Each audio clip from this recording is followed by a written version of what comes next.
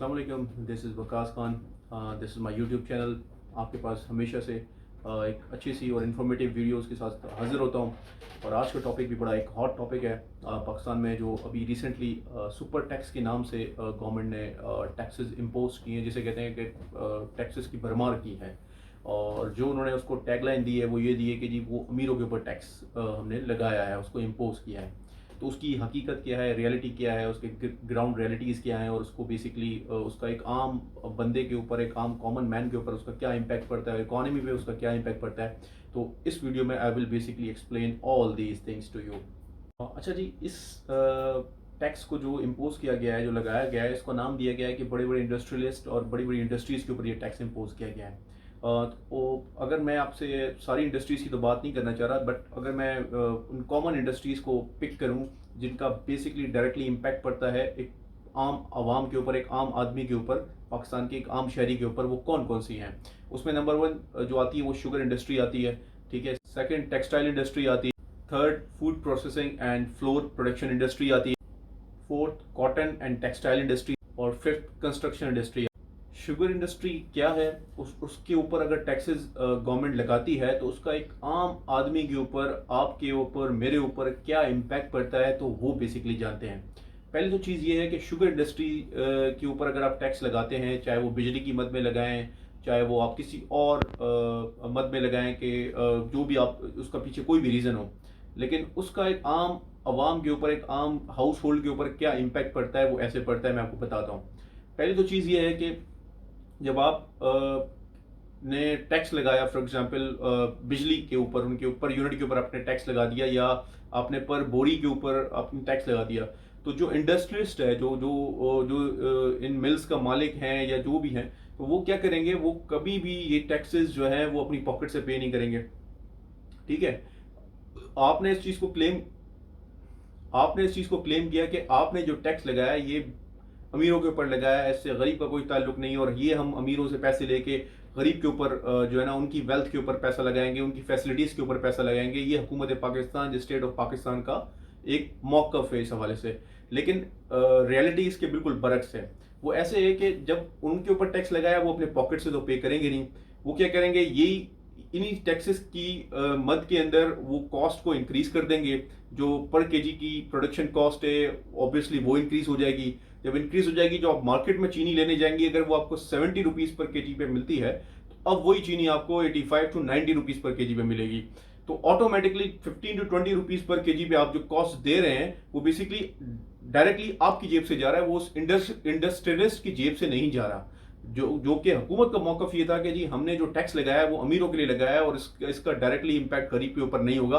पहली तो चीज़ मैं आपको ये क्लियर कर। दूसरी चीज़ आती है कॉटन इंडस्ट्री या टेक्सटाइल इंडस्ट्री जिसे कहते हैं। ये पाकिस्तान की बैकबोन इंडस्ट्री कंसीडर किया जाता था इसको इकोनॉमी में।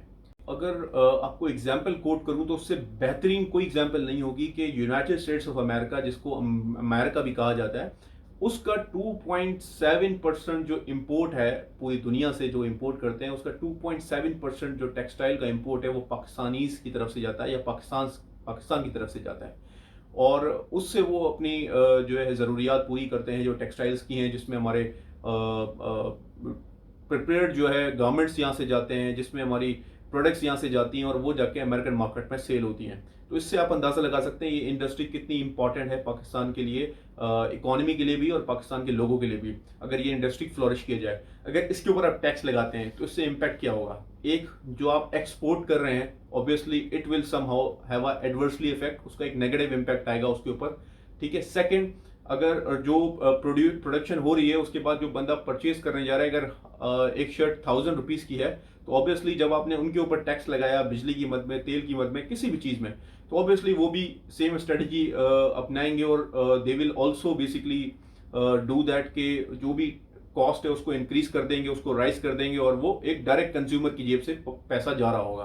तो वो डायरेक्ट कंज्यूमर कौन है, इन प्रोडक्ट्स का आप और मैं हैं, तो हमारी जेब से ये पैसा रहता है। Food processing and floor industry, उसमें क्या होता है कि इसमें भी it is same like sugar, ठीक है। उसमें भी अगर आप उनके ऊपर टैक्सेस इंपोज किए आपने, ठीक है, जो जो हुकूमत का मौक़िफ़ है कि जी हमने बड़े इंडस्ट्रीज के ऊपर टैक्स लगाया है, तो आपने अगर उनके ऊपर टैक्स लगा दिया, से for example I am the owner, ठीक है, मैं क्या करूंगा, मैं जी टैक्स मुझ पे अगर गवर्नमेंट ने लगाया जी बिजली के ऊपर, ठीक है, गवर्नमेंट ने लगाया जी किसी और चीज़ की मद में मुझ पे टैक्स लगाया है, अगर मैं बोरी पहले सेल कर रहा हूँ 700 रुपये की, तो मैं उसको जो ऑब्वियसली 800 रुपये की सेल करूंगा या 850 रुपये की सेल करूंगा। तो मैंने तो अपनी जेब से कुछ नहीं भरा, मुझे गवर्नमेंट ने टैक्स लगाया, मैंने वो 100-150 रुपये एक आम डायरेक्ट कंज्यूमर पे डाल दिए। और डायरेक्ट कंज्यूमर कौन है? आप लोग हैं। तो अब उसकी एग्जाम्पल आप ऐसा ले लें कि लास्ट मंथ 720 रुपए का जो है एक आटे का बैग था 10 kg का, जिसकी अब करंट कॉस्ट 860 रुपए है टिल नाउ, और जो एक्सपेक्ट की जा रही है कि इट विल क्रॉस 900। तो उसके रीजन क्या है? वो यही प्रोज एंड कॉन्स है, यही फैक्टर्स हैं जिनकी वजह से ये प्राइस ड्राइव हो रहा है, और डायरेक्टली और इनडायरेक्टली आप लोग पे कर रहे हैं इस चीज को। वो इंडस्ट्रीज पे नहीं कर रहा, और जो उनका मौकफ है वो अगेन इस चीज को बताता है कि they are basically quoting the wrong state. फिर आती है कंस्ट्रक्शन इंडस्ट्री। कंस्ट्रक्शन इंडस्ट्री क्या है? इसके अंदर और सब इंडस्ट्रीज भी आ जाती हैं, जिसके अंदर सीमेंट इंडस्ट्री है, ब्रिक्स की इंडस्ट्री है जो ईंटें प्रिपेयर होती हैं, उसके बाद आयरन इंडस्ट्री अलग है, तो बिल्डिंग मटेरियल की इंडस्ट्री एक बहुत बड़ी इंडस्ट्री है। तो इसके अंदर क्या होता है कि अब इसके अंदर भी आपने टैक्सेस लगा दिया। अब फॉर एग्जांपल सीमेंट की बोरी है, वो अगर 700 रुपए की थी, उस टाइम 900 रुपए की चल रही है, ठीक है, उससे क्या होगा? ऑब्वियसली एक कॉन्फिडेंस शैटर्ड होगा जो कंस्ट्रक्शन या रियल एस्टेट में काम कर रहे हैं, ठीक है, उनका। और अगर क्योंकि इस हर इंडस्ट्री के अंदर समहाउ डायरेक्टली और इनडायरेक्टली आप लोगों के ऊपर इंपैक्ट आ रहा है। अब वो क्या करेंगे? ऑब्वियसली प्राइसेस बढ़ा देंगे, प्राइसेस बढ़ाएंगे, आप पे कर रहे होंगे। इसका एक और इंपैक्ट है, वो ये है कि खासतौर पर इस इंडस्ट्री की मैं बात करता हूं, एक मजदूर इस इंडस्ट्री के साथ जुड़ा हुआ है, ठीक है। अब उस मजदूर को कैसे, अगर खुदा ना खास्ता उसको जो बंदा बना रहा है उसका कॉन्फिडेंस शटर हो रहा है या आउट ऑफ द बजट चीज हो रही है, तो ऑब्वियसली वो काम को बंद कर देगा या होल्ड कर देगा। अगर उसने होल्ड कर दिया या बंद कर दिया, तो what will be the impact of that particular person जो डेली वेज पे काम कर रहा है, जो एक मजदूर है, दिहाड़ीदार है, ठीक है, वो क्या करेगा? उसकी तो मजदूरी मर गई।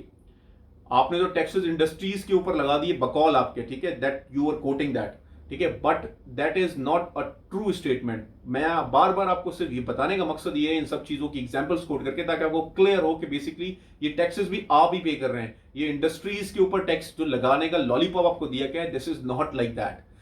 On other side, tobacco industry को इन्होंने टैक्सेस का रिलीफ दिया है। वुड यू इमेजिन दैट के एक तरफ आप कह रहे हैं, क्लेम कर रहे हैं कि जी बड़ा मुल्क बड़े बुरे हालात में है, हम जो है इंडस्ट्रियलिस्ट को जो है ना, बड़े बड़ों को, उनको हम हिट करेंगे, उनके ऊपर टैक्सेस इंपोज करेंगे ताकि गरीब आवाम को दिया जाए। वो तो मैंने आपको प्रॉपरली बता दिया कि किस तरीके से आपको लॉलीपॉप दिया गया है। अब आप उसका अंदाजा लगाएं कि उनकी सीरियसनेस क्या है, कि पूरी दुनिया में, I am quoting with a very responsibility, कि पूरी दुनिया में जो सिगरेट इंडस्ट्री है उसको एक रेवेन्यू जनरेशन की सोर्स करार दिया जाता है, उससे अच्छा खासा रेवेन्यू जनरेट किया जाता है, including United states of America, United kingdom, Canada, Moscow, मतलब आप कहीं पे भी चले जाएं, ठीक है, उसको एक रेवेन्यू जनरेशन की सोर्स करार दिया जाता है। और बास कंट्रीज में तो ये पॉलिसीज हैं कि इस रेवेन्यू को जनरेट करके हेल्थ के मद में लगाया जाए, ताकि ये हम जो है इसका पैसा जो है हेल्थ की मद में लगाएं, ताकि हमारे जो अवाम है, हमारी जो स्टेट की जिम्मेदारी है हेल्थ प्रोवाइड करना, तो हम उनको अच्छी हेल्थ फैसिलिटीज प्रोवाइड करें। बट पाकिस्तान में उन्होंने क्या किया है कि इंसेंटिव्स उनको प्रोवाइड किए, उसमें इंक्लूडिंग ड्यूटी फ्री चीजें उनको प्रोवाइड की हैं इस टोबैको इंडस्ट्री को।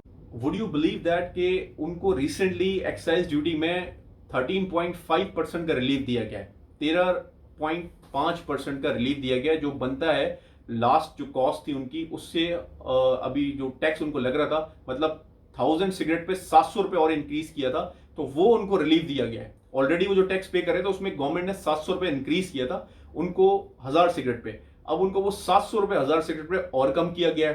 तो अब मुझे इनका मोटिव समझ नहीं आ रहा, ठीक है, या तो दुनिया में ये मोटिव होता है कि जी इसको डिग्रेड किया जाता है ताकि एक तो माशरे में प्योरिफिकेशन आए, ठीक है, उनको इन सब चीज़ों से दूर रखा जाए, दूसरा ये कि इससे रेवेन्यू जनरेट करके और अच्छी चीज़ों पे लगाया जाता है। हमारी हुकूमत का जो मोटिव है वो ये है कि सुट्टे लगाओ मुसलमानों, लगे रहो, लगे दम तो मिटे गम। ये था आज का टॉपिक, और इसका मेन रीजन ये था कि आपको ये बताया जाए कि जो सुपर टैक्स का लॉलीपॉप आपको दिया गया है उसके पीछे मैकेनिक्स ऑफ द गेम क्या है, और जो चीजें चल रही हैं वो क्या है, और बेसिकली गवर्नमेंट का मोटिव क्या है। इंशाल्लाह एक न्यू वीडियो के साथ आपके साथ हाजिर होंगे, तब तक के लिए अल्लाह हाफिज।